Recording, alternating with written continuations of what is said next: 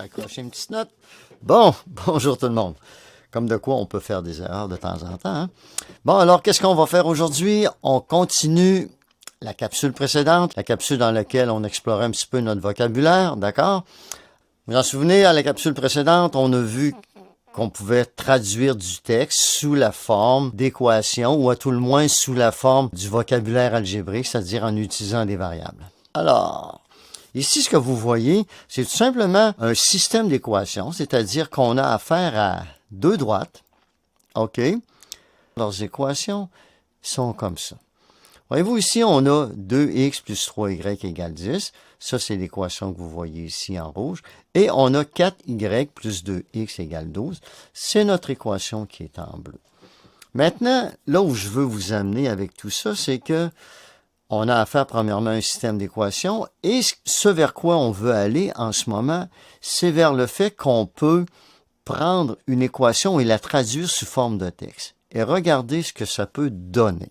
Vous avez une boîte contenant des fruits, des pommes et des oranges, mais on ne vous dit pas combien elle en contient.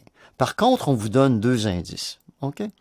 Le premier indice, si vous doubliez le nombre de pommes et que vous tripliez le nombre de bananes qui s'y trouvent, vous obtiendriez ainsi un total de 10 fruits.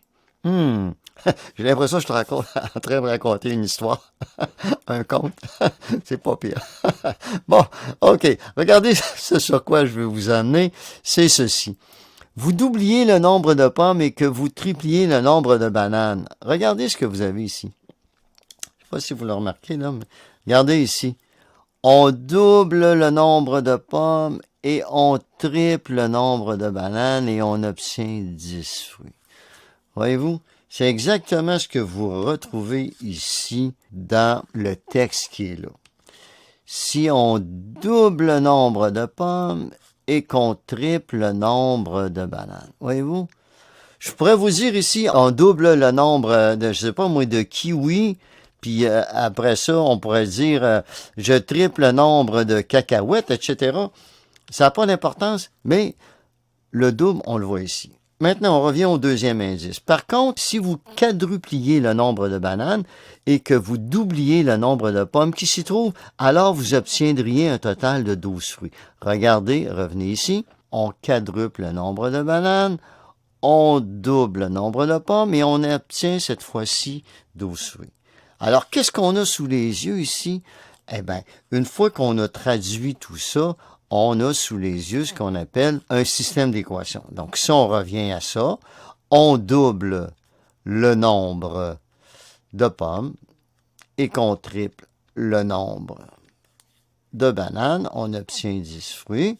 Par contre, si on quadruple le nombre de bananes, donc je vais mettre 4y, et qu'on double le nombre de pommes, à ce moment-là, on obtient 12 fruits. Et là, vous avez là un système d'équations que vous pouvez résoudre. Alors, qu'est-ce qu'on peut faire maintenant avec ça? Eh bien, on va réorganiser. On pourrait y aller par la méthode d'élimination par addition. OK? Donc, on va tout réécrire comme ça. 2x plus 3y égale 10. Ensuite, ici, je vais réécrire 2x plus 4y égale 12. Voyez-vous, j'ai aligné mes x et mes y ensemble. Maintenant, qu'est-ce que je vais faire? Voyez-vous, j'ai 2 et j'ai 2 ici. L'idée, c'est d'arriver à 0 pour une des deux variables.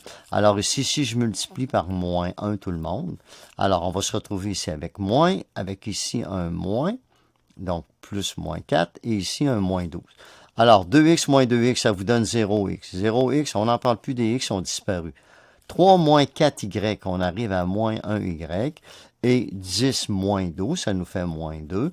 Alors, y vaut quoi? Y vaut 2 parce que j'ai divisé par moins 1 de chaque côté pour arriver à 2. OK?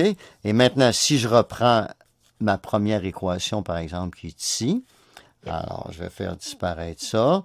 OK? Donc, 2x plus 3y égale 10.